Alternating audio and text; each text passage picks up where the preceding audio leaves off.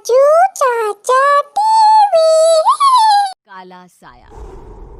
यूं तो बनारस घाट अपनी खूबसूरती के लिए बहुत प्रचलित है, पर घाट के किनारे कई राज लिए बैठे हैं। ये कहानी शुरू होती है बनारस के घाट के पास बने ममता निवास से, जहां प्रिया लाल जोड़े में ममता के घर उसकी बहू बनकर आती है। आओ आओ बहू, घर को अपने पैरों से पवित्र करो। ममता घर की दहलीज पार कर ही रही होती है कि अचानक एक बहुत गंदी सी बास पूरे घर में फैल जाती है।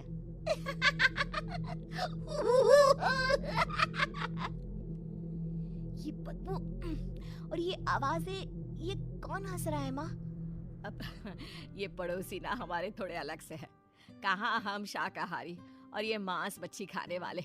छोड़, तू ध्यान मत दे और गृह प्रवेश कर। और हाँ बहू, अपनी सास की एक बात हमेशा याद रखना, इन पड़ोसियों से तो कभी बात नहीं करेगी। अच्छे लोग नहीं है ये। अपनी सास की ये बात मानेगी ना बेटा? हाँ माँ, जो आपकी मर्जी, मैं उनसे बात नहीं करूंगी।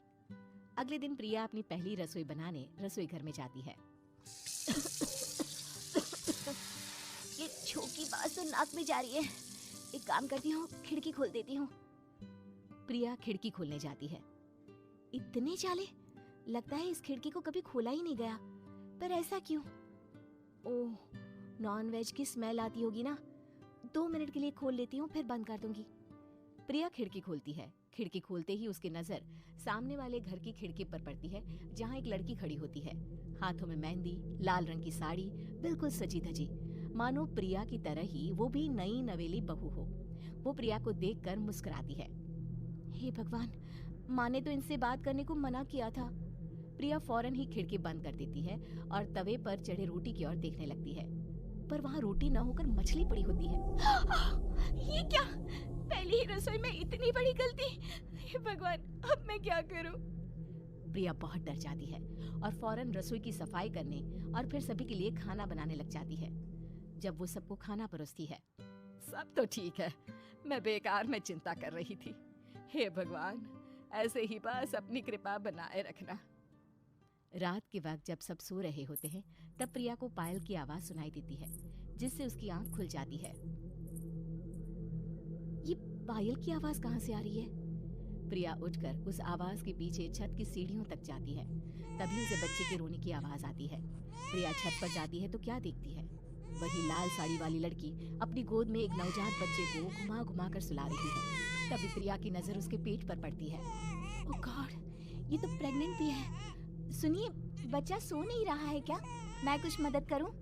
नहीं नहीं, आपके घर वालों को अच्छा नहीं लगेगा, मैं संभाल लूंगी। स्नेहा की गोद से बच्चा हाथ मारकर प्रिया की गोद में आने को छटपटाने लगता है। दोनों घर अगल बगल में बने होने के कारण प्रिया उस बच्चे को गोद में ले लेती है। प्रिया के पास आते ही वो सो जाता है। बच्चे का वो स्पर्श रात भर प्रिया भूल नहीं पाती और अगली सुबह वो छत पर कपड़े सुखा रही होती है। तभी उसे एक औरत इशारा करके बुलाती है। स्नेहा कह रही थी बाबू तुम्हारी गोद में आते ही सो गया।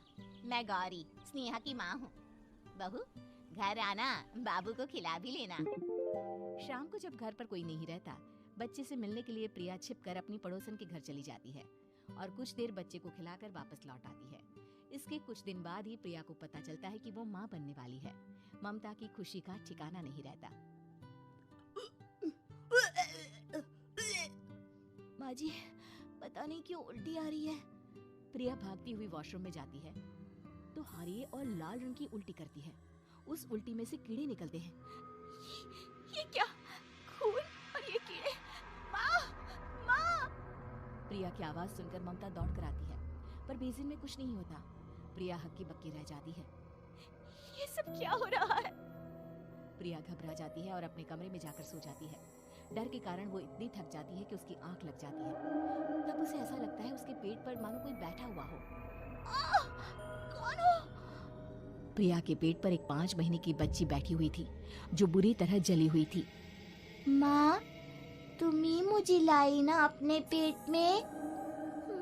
मैं तुम्हारी माँ नहीं हूँ। कौन हो तुम? माँ, देखो मैं जल गई बुरी तरह से। 6 महीने पेट में रहने को भी मुझे नहीं मिला। सहला दो ना माँ। बचाओ! बचाओ! माँ! ममता दौड़कर कमरे में आती है। प्रिया की बातें सुनकर वो सब समझ जाती है। तू कहीं बगल वाले घर में तो नहीं जाकर आई ना बहू? मुझे माफ कर दो, मैं गई थी माँ। उस घर में सब मरे हुए हैं बहू। कई साल पहले स्नेहा उस घर में बहू बनकर आई थी। कुछ ही दिन में वो एक बच्चे को जन्म देने वाली थी। पूरा घर बच्चे के आने की खुशी में खोया था कि एक दिन अचानक उस घर में आग लग गई। सब बुरी तरह जलकर मर गए। गौरी आज भी दादी बनने का इंतजार कर रही है और इसीलिए स्नेहा ने अपना अजन्मा बच्चा तुम्हारी कोख में डाल दिया। ममता ये कह रही होती है कि पीछे से उसके पैरों को एक बच्चा पकड़ लेता है। दादी, दादी।